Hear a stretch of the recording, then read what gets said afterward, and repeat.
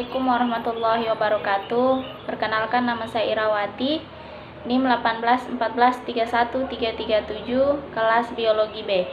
Nah, di sini saya akan menjelaskan mengenai model evaluasi kurikulum.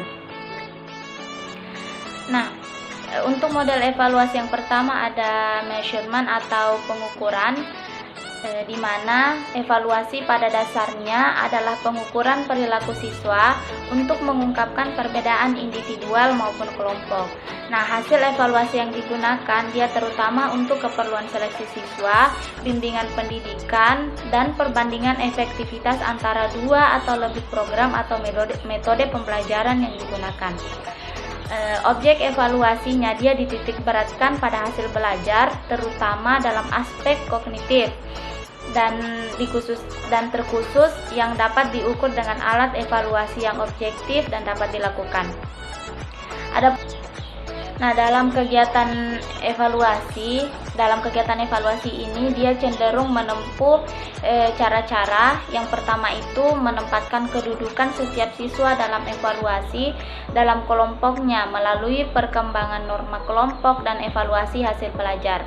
Yang kedua, membandingkan hasil belajar antara dua atau lebih kelompok yang menggunakan program atau metode pengajaran yang berbeda-beda melalui analisis secara kuantitatif. Dan cara yang terakhir, teknik evaluasi yang digunakan, terutama tes yang disusun dalam bentuk objektif yang terus dikembangkan untuk menghasilkan alat evaluasi yang reliable dan valid.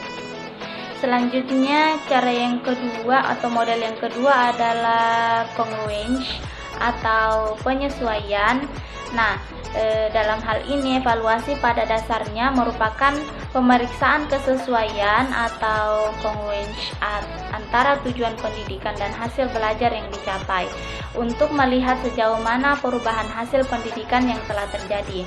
Nah, hasil evaluasi diperlukan dalam rangka penyempurnaan program, bimbingan pendidikan, dan pemberian informasi kepada pihak-pihak di luar pendidikan.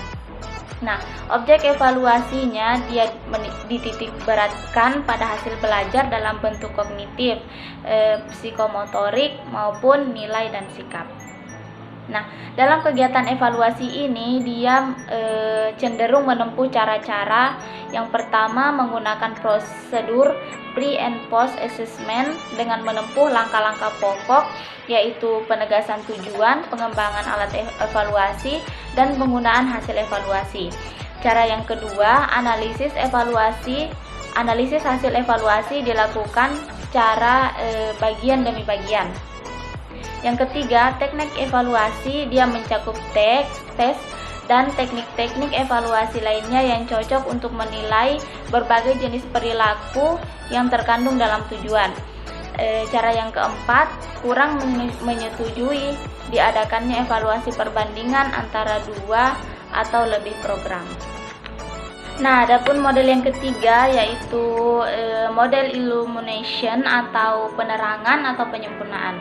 Nah, dalam evaluasi ini dia pada dasarnya merupakan studi mengenai pelaksanaan program, pengaruh faktor lingkungan, kebaikan dan kelemahan program serta pengaruh program terhadap perkembangan hasil belajar.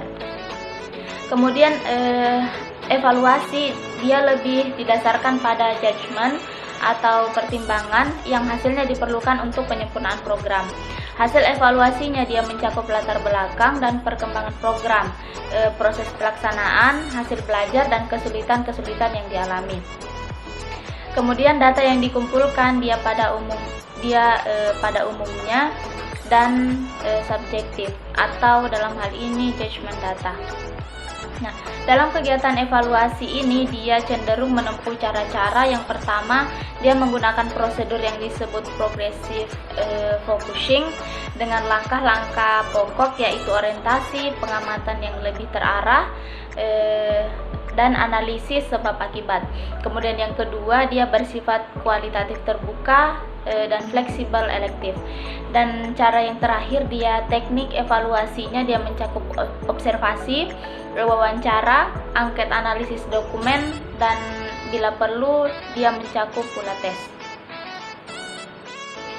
Nah, selanjutnya model yang keempat yaitu Educational System Evaluation, di mana evaluasi pada dasarnya merupakan perbandingan antara performance setiap dimensi program dan kriteria yang akan berakhir dengan satu deskripsi dan judgement. Nah, hasil evaluasi dia diperlukan untuk penyempurnaan program dan penyimpulan hasil program secara keseluruhan.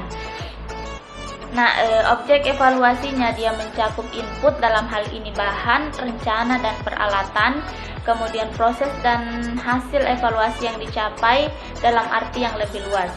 Nah, jenis data yang dikumpulkan dia meliputi baik data objektif maupun data yang bersifat subjektif. Dalam hal ini judgement antara lain data. Nah, dalam kegiatan evaluasi ini dia menempuh cara-cara. Yang pertama, membandingkan performance setiap dimensi program dengan kriteria internal. Kemudian yang kedua, membandingkan performance program dengan menggunakan kriteria eksternal, yaitu performance program yang lain. Dan cara yang terakhir yaitu teknik evaluasinya dia mencakup tes, observasi, wawancara, angket, dan analisis dokumen. Nah, demikianlah presentasi saya mengenai model evaluasi kurikulum. Kurang dan lebihnya mohon dimaafkan. Wassalamualaikum warahmatullahi wabarakatuh.